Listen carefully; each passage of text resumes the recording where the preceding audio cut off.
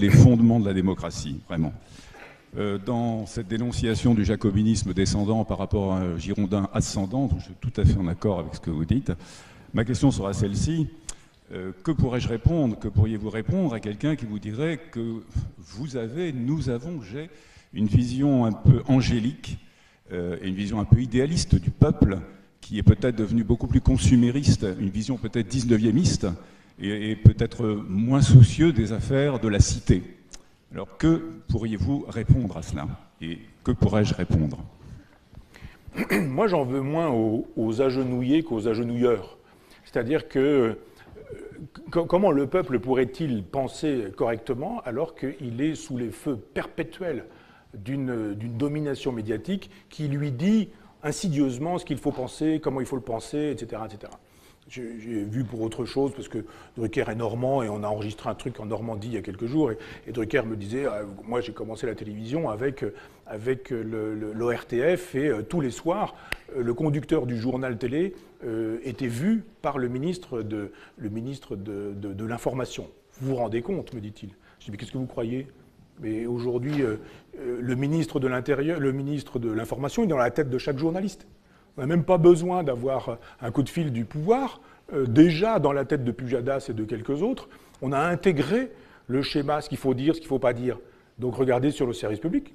Notre argent sert aujourd'hui à mettre dans la tête des gens une idéologie extrêmement simple. Marine Le Pen est une fasciste, Poutine est un salaud, Trump est une ordure, Angela Merkel est extraordinaire, etc. etc. Bon, voilà, tous les matins, à France Inter, vous pouvez cocher les cases. Hein. Le petit moment anti-Marine Le Pen, tac, tac, le petit moment anti-Trump, le moment où on dit Angela Merkel, l'Europe, etc. On a le matin Guetta qui nous dit, tous les matins, c'est le catéchisme, l'Europe, l'euro, formidable, le marché, formidable, etc., etc. Bon, le peuple, il a droit à ça tout le temps. Il est sous perfusion de conneries, en permanence, depuis des années, depuis des années. On lui dit ce qu'il faut penser, et on lui dit que s'il pense autrement, c'est un salaud, c'est un vichiste, c'est un fasciste, c'est un antisémite, c'est un type qui fait le jeu du Front National. Il dit, oh, moi je pense comme ça, hein, je pense comme vous. Hein, moi je veux juste pas être traité de salaud, je veux pas faire des unes de journaux ou ce genre de choses, donc je pense comme vous. Et puis dans l'urne, on met ce qu'on pense, vraiment, etc. Donc moi je pense que le peuple aujourd'hui, il a du mérite à ne pas être plus crétin qu'il n'est. Parce que, vu les crétins qui nous gouvernent, et qui nous gouvernent médiatiquement, éditorialement, idéologiquement, intellectuellement, spirituellement, etc., etc., il reste un bon sens populaire. Moi, je vous assure que quand je vais dans le café de mon village pour acheter mon journal, et qu'aux Zinc, il y a 3 ou 4 personnes là, qui sont ils racontent des trucs, je sors, je me dis, putain de bon sens. Je me dis, ils n'ont pas fait l'ENA, ils n'ont pas fait Sciences Po, ils ne sont pas énarques, ils ne sont pas ceci, ils ne sont pas cela. Il y en avait un l'autre jour qui tenait un discours sur Internet, mais il avait tout compris, hein. C'était du Guy Debord, moins l'obscurantisme. On faisait de la société du spectacle, mais en mieux. C'était fleuri comme du Rabelais, c'était magnifique comme du Céline, simplement parce qu'il y avait le génie du peuple qui était là. Et moi, j'y crois au génie du peuple. C'est-à-dire que quand, à l'époque, toujours mon père, on apprenait à l'école à lire, à écrire, à compter, à penser, eh bien, le jour où on laissait dans la nature quelqu'un qui avait 12 ans, il pensait le monde, il concevait les choses. Il avait le bon sens commun dont parle Orwell. Simplement, aujourd'hui, quand le peuple, on lui dit « Mon chéri, la grammaire n'est pas négociable », au salon du livre tout à l'heure, il y a eu une nuée de journalistes autour de Madame Belkacem. C'est vrai, elle écrit, elle publie. Donc, elle nous dit « La grammaire est négociable ». Il n'y a pas de problème, je suis sûr qu'avec ses enfants, il ne négocie pas la grammaire, hein, et que ses enfants, ils sont dans les bonnes écoles. Simplement, quand aujourd'hui, on fabrique un peuple inculte, qu'on lui dit pas de culture, il n'y a pas de culture française, donc ça ne sert à rien, nous dit Macron, que ça ne sert à rien d'apprendre à lire, à écrire, à compter, à penser, c'est fasciste tout ça, etc., etc. Bien, on a encore bien du mérite à ce que le peuple soit capable aujourd'hui du bon sens qui lui ait fait dire non, quand il a compris que l'Europe qu'on lui fait manger depuis des années, ça ne marche pas. Quand en 2005, le peuple qui a droit à une espèce de bourrage de crâne depuis un quart de siècle sur cette question de l'Europe dit non, non, non, on a vu les traités. Moi, j'ai vu dans des réunions comme ici avec vous, des gens qui avaient le traité et qui avaient le stabilo et qui avaient lu des trucs et qui faisaient des commentaires. Ils n'étaient pas agrégés de droit. Hein.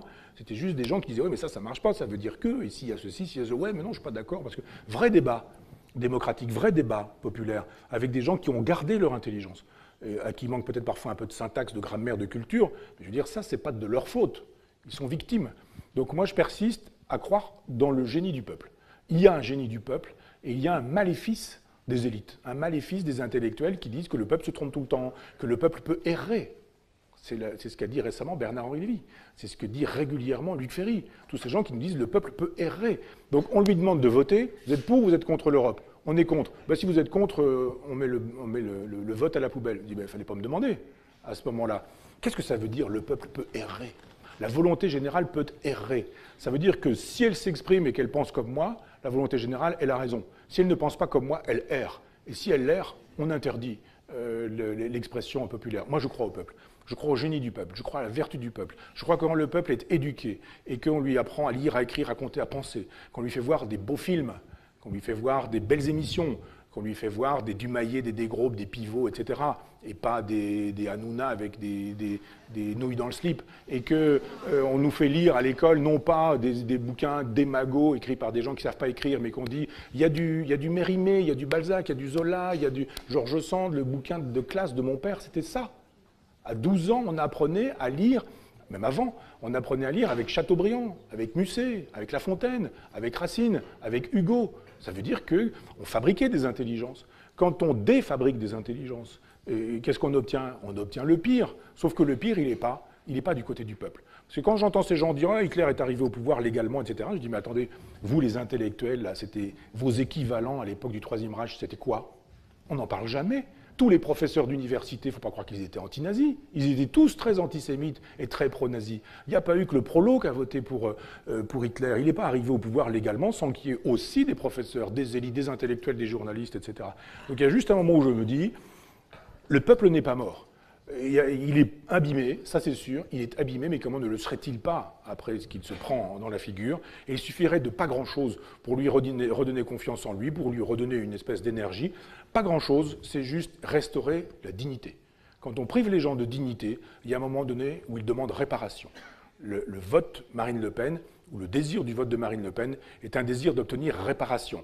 Le problème, ce n'est pas Marine Le Pen, que je ne soutiens pas, je ne voterai pas pour elle, je ne voterai pas, mais c'est juste de dire qu'on ne peut pas humilier pendant si longtemps des gens, supprimer la dignité des gens comme ça, sans qu'un jour ils disent « redonnez-moi un peu de dignité ».